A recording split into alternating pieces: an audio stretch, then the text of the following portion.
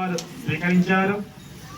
అనంతరం జనక మహారాజు గారు తమ కుమార్తె అయినటువంటి జానకి సీతాదేవించి గృహస్థ ఆశ్రమ స్వాధికార సిద్ధ్యర్థం అనే ద్వితీయ యజ్ఞోపవేతాన్ని జనక మహారాజు గారు వేశారండి.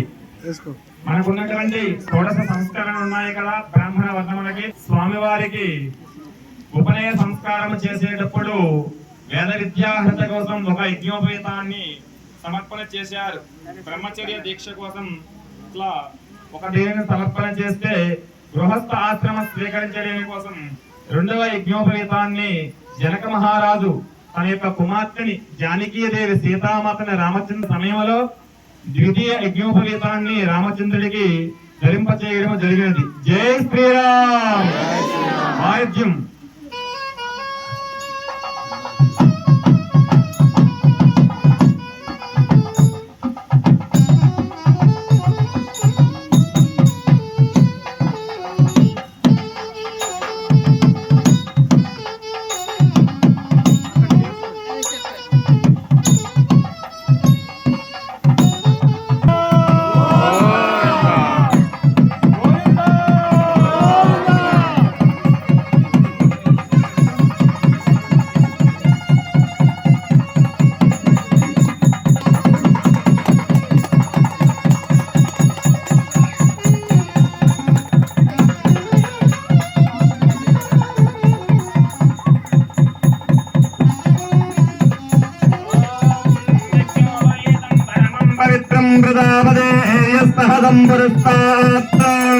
ఆయుష్మగ్రయం ప్రథమంజగబ్రం యజ్ఞోపవేతం బలమస్తు తేజం.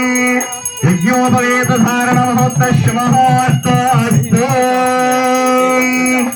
యజ్ఞోపవేతం బలమం పవిత్రం ప్రజాపదేస్తహదం వృత్తాత్.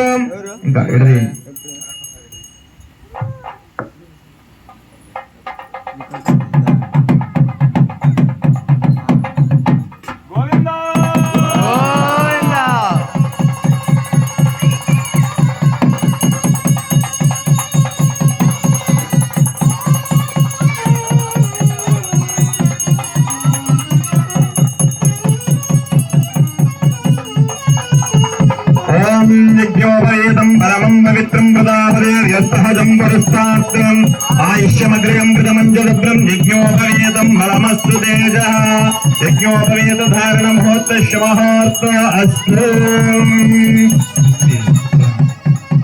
యజ్ఞోపవేత ధారణ మహోత్తమస్తు. యజ్ఞోపవేతం పరమం పవిత్రం ప్రదాపదేర్యస్తహజం పురస్తాత్రం ఆయుష్యమగ్రయం ప్రథమంజలభ్రం యజ్ఞోపవేతం బలమస్తు తేజః. యజ్ఞోపవేత ధారణ మహోత్తమస్తు. స్వామినః